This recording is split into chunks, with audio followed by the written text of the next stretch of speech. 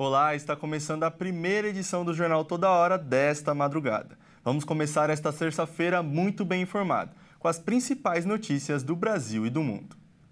E o presidente Luiz Inácio Lula da Silva afirmou em reunião do BRICS que os países do bloco têm que cooperar e superar rivalidades para enfrentar a chantagem tarifária, mas não citou os Estados Unidos. Em reunião virtual com líderes do BRICS, Lula afirmou que os países do bloco são vítimas de práticas comerciais ilegais e de chantagem tarifária. Segundo a transcrição da reunião feita pelo Planalto, Lula diz que a chantagem tarifária está sendo normalizada como instrumento para a conquista de mercado e para interferir em questões domésticas. E afirma que o comércio e a integração financeira entre os países do BRICS oferece opções seguras para mitigar os efeitos do protecionismo. Para Lula, o cenário internacional está em crescente instabilidade, desde a última cúpula do BRICS em julho no Rio de Janeiro. Nesse período, entrou em vigor a sobretaxa de 50%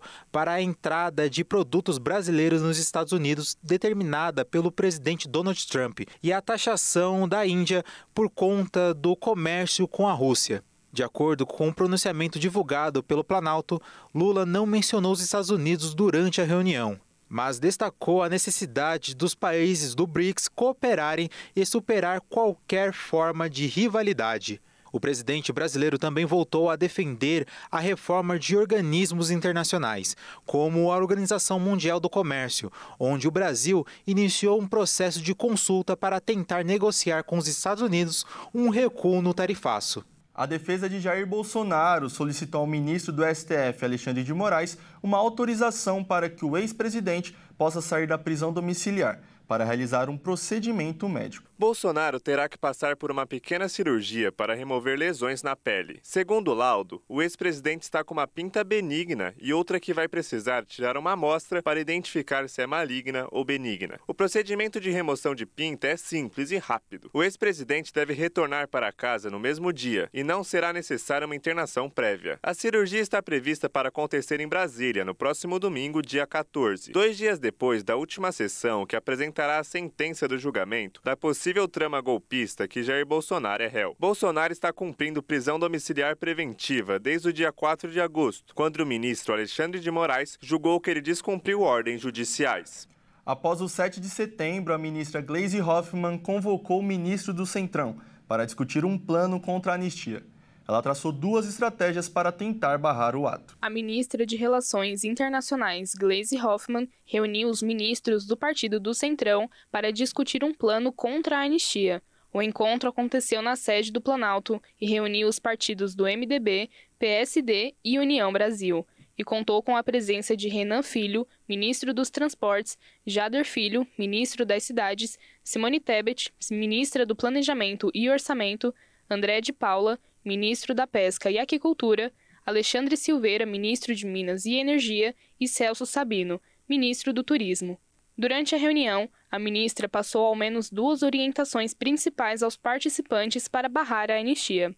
A primeira é que cada ministro atue com as bancadas de seus respectivos partidos, para tirar a pressão da votação da anistia do Colégio de Líderes da Câmara. Fazendo isso, o presidente Hugo Mota se sentiria menos pressionado a pautar a proposta.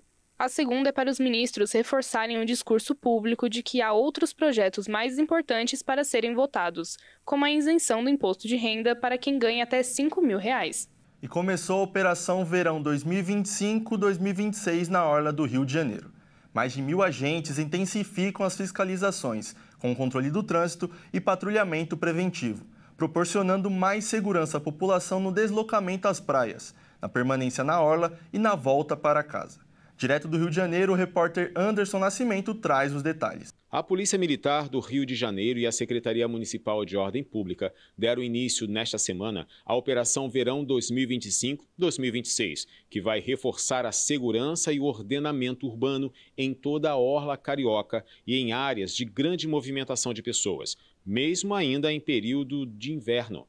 A ação busca preparar a cidade para o aumento do fluxo turístico e da população nas praias durante os dias de calor. mais de 1.300 policiais militares e cerca de 1.000 agentes municipais participam da operação, que inclui patrulhamento preventivo, monitoramento do transporte público, controle do trânsito e fiscalização do comércio irregular. A novidade nesta edição é a ampliação do uso de câmeras integradas ao sistema 190 e a utilização de drones equipados com reconhecimento facial para auxiliar na identificação de suspeitos e irregularidades. O policiamento conta ainda com viaturas, motos, quadriciclos, cavalaria e cães, além de tendas de apoio espalhadas pela orla, do Leme ao Pontal. As imagens captadas por drones, helicópteros e câmeras corporais serão transmitidas em tempo real para o carro comando da PM, instalado no arpoador, e para o Centro Integrado de Comando e Controle, fortalecendo a integração entre os órgãos de segurança. Além da parte policial, a 7 Rio terá 68 agentes diários em pontos estratégicos para orientar o tráfego e minimizar as retenções. Já a Secretaria Municipal de Transporte vai ampliar a oferta de ônibus em dias ensolarados, sobretudo no fim da tarde, quando o movimento é maior, e preparou rotas alternativas em caso de chuvas e alagamentos. A expectativa é de que a operação garanta mais segurança, mobilidade e organização para moradores e turistas durante a temporada. Os apaixonados por astronomia puderam observar uma lua de sangue durante um eclipse lunar total. O fenômeno foi visível de forma completa na Ásia e na Oceania, e parcialmente na Europa e na África. Foi uma experiência incrível, algo que eu nunca tinha vivido. No início, pensei que não iria acontecer, porque a lua não estava escura, não estava sangrenta como tinha dito, não estava totalmente vermelha. Mas às 8h30, a magia aconteceu. Este fenômeno ocorre quando o Sol, a Terra e a Lua se alinham perfeitamente nesta ordem e a Lua está em fase cheia. O satélite fica vermelho porque o Sol desliza para sua sombra, que bloqueia os raios solares e aos poucos perde o brilho branco.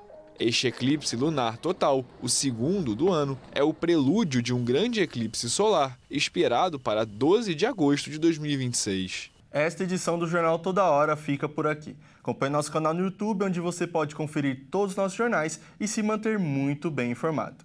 Eu volto a 1h35 com mais notícias. Até lá!